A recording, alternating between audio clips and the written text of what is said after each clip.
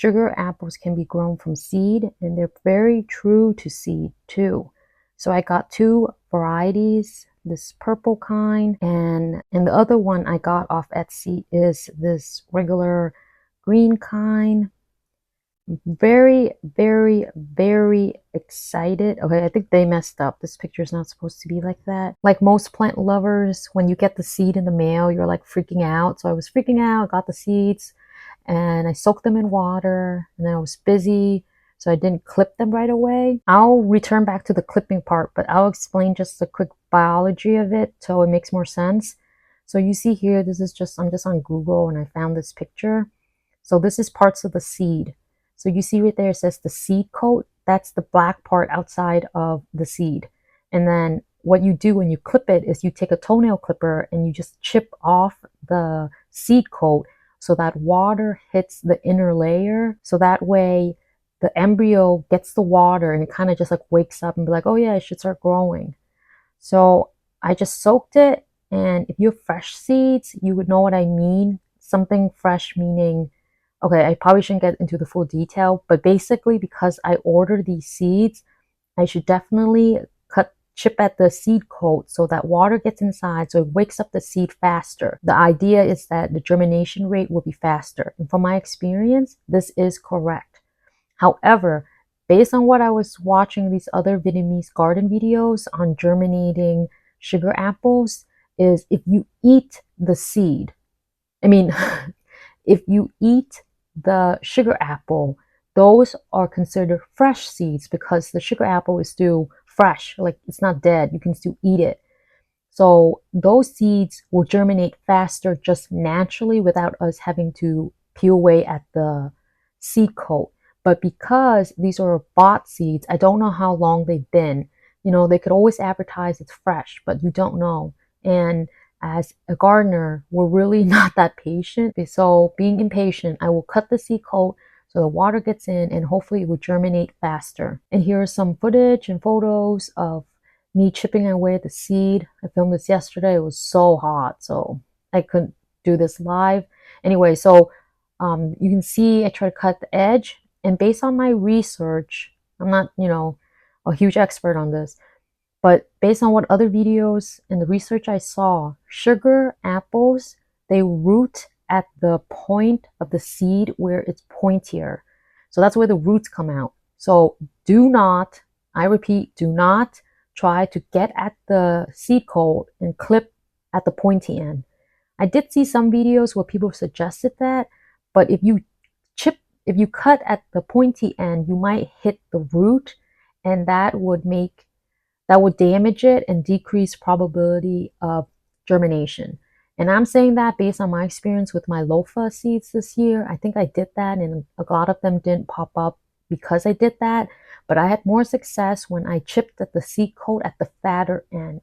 Okay, and now I will show you how I'm just going to pot them up and let them stay in the shed, because I have terrible experience keeping it outside in the sun, thinking, oh yeah, the heat will help them grow faster. Do not do that, because from my experience, these big seeds, sometimes if it's very hot and you have a lot of water and moisture in your cup, it literally cooks the seeds. I had that experience with my rambutan seeds. Not so much my guava, but my rambutan, like they all died. I had to redo it now. So do not put them in direct sunlight. I know a lot of people say put in shade, but for me to be double sure, and also to make sure that they get heat, because heat's very important for germination, is I'm just keeping them in my shed and, ever so often checking on them to make sure they do not dry out. Do not let them dry out. You see here, I am labeling this because I have two varieties. Do not skip labeling, because I feel like we all do. Go like, oh, we got so much going on.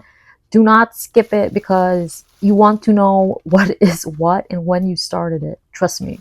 I know I feel like I'm giving this warning, but you're not going to listen, because that's like me. I would not do it. I'll be like, oh yeah, let me just get this out of the way, and then you forget to do it. Anyway, so I'm going to pot these up, and to be honest, probably going to check on them every day, because now that I have a kid, we're always home usually.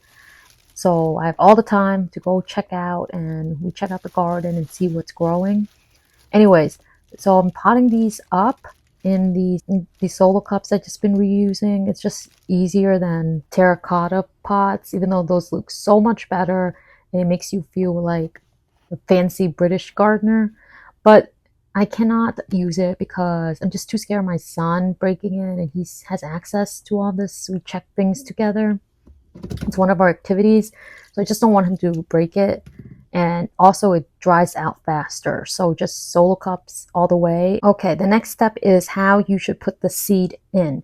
So like I was saying before, I saw some pictures online where this root comes out from the pointy end. So what you don't want to do is stick the pointy end facing the sun or the sky, whatever up is to you. So I'm just being silly. And so I seen people, what they do is they put the pointy end down, like facing the ground, towards the ground. But the issue is some of these seeds are irregular. You can't really tell. And so I saw a cool tip from this other YouTuber where she just lays hers horizontal.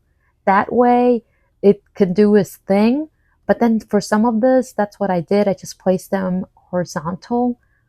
But for some, it looks pretty obvious which part is the pointy end. So for those, I just stuck the pointy end facing the earth. Okay, so down to the earth. I am just so excited for when these will germinate. I really hope they germinate soon, like today, like right now. Please. Anyway, so I will do an update video when I start seeing anything. So stay tuned. If you like this type of video, please like and subscribe, and I'll see you next time. Bye!